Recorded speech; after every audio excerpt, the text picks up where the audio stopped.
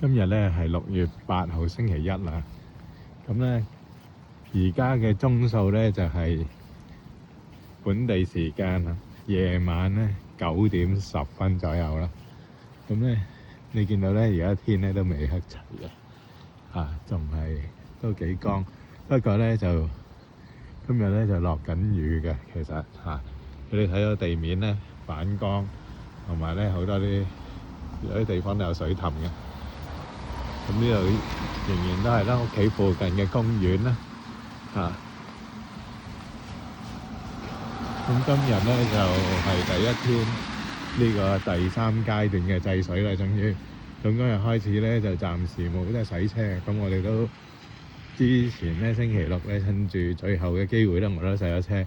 不過咧洗完車之後咧就發覺咧，原來咧就落雨，落足2日啦而家。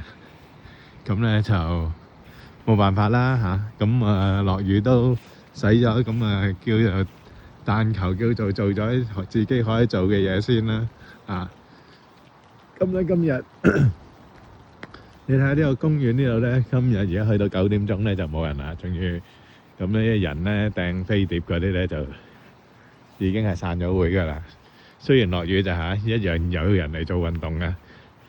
咁呢個公園咧就你想象咧就係有，如果你行一個圈咧，我諗大約就係800公尺到啦。1公里就未夠嘅，咁800公尺都差唔多噶啦已經。咁因為佢橫跨咧都有幾個街口嘅，咁上下左右咁樣加埋咧就800公尺，行一個圈呢個。咁今日最主要咧都係行一行啦，出嚟舒下筋骨咁樣咧。因為咧之前咧就去到差唔多30度啦，同你講過。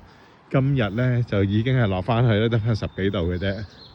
咁但係咧而家天氣預報咧就係下個星期五都成差唔多10日之後啦，就話會可以去到又係超過30度啦。咁到時睇下係唔係有咁高嘅溫度啦。咁因為咧始終呢幾日咧都喺度落緊雨嘅。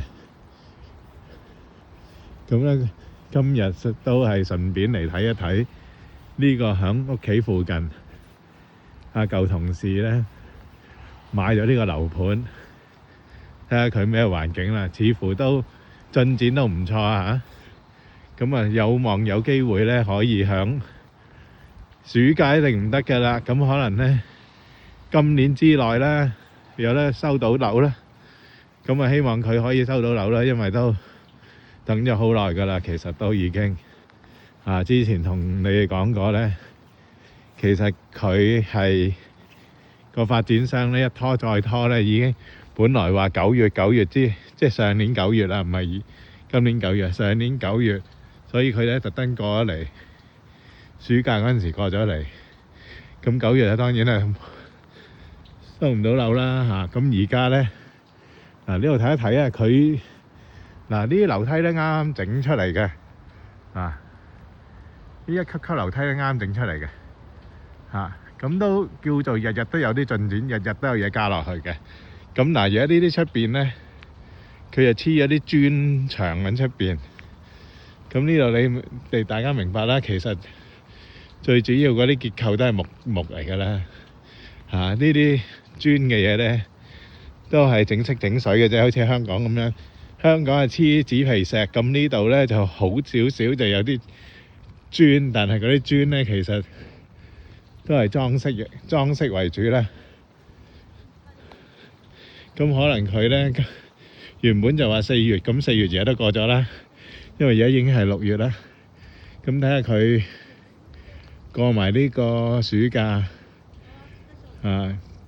去到年尾可能可以有機會收樓嘅。問佢都冇乜主意啦，其實已經咁我哋繼續行啦。咁我今日由於落雨嘅關係咧，可能就係行一個圈就算啦，因為雨都係落得幾大嘅咁你睇下呢度都冇冇乜特別啦，冇乜人嚇，天都繼續係落住雨，但係都光嘅。咁啊，下次呢，再同大家分享啦。好，拜拜。